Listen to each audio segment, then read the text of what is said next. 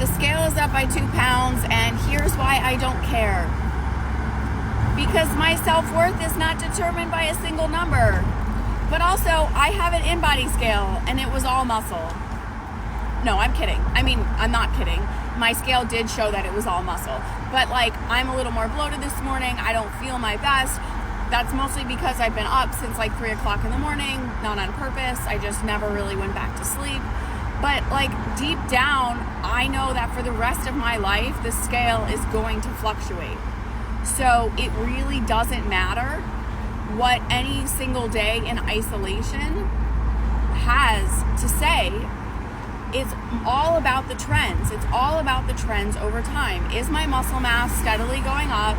Is my body fat steadily going down or staying the same based on the season of life that I'm in?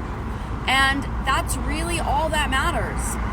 Anyone who gets shit sleep is not going to feel their best in the morning. And usually not feeling our best means maybe being a little extra bloated, maybe not having a full bowel movement, maybe being a little dehydrated, like whatever. I went out to dinner last night. I had a slightly larger steak than usual. I had a mocktail, so I had a little extra sugar. But like, it really wasn't that big of a deal.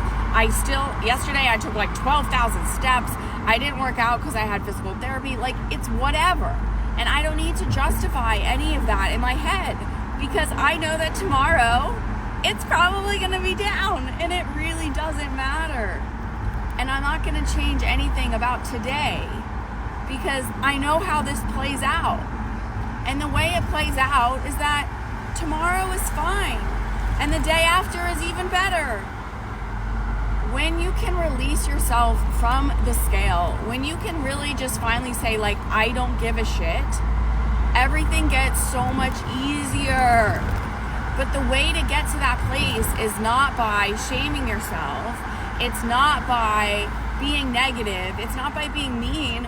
It's about actually doing the hard mindset work to say, what about seeing the scale change is so upsetting for me?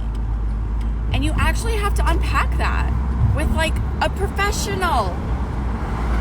And that is what I did. That is what continues to get me to this place and acceptance is I never stop working on myself. And I'm not ashamed of that. And all the women in my coaching program are doing the same. They're doing the work. They're having sessions with the counselor who's included in my program. They're working through what's bothering them. Like, they're doing it. And they're getting to where they want to be. And you could be in the same boat. You can have this freedom. You just have to try. And you have to have the right experts guiding you. It's not that complicated. And I'm not saying it's easy. But it is simple.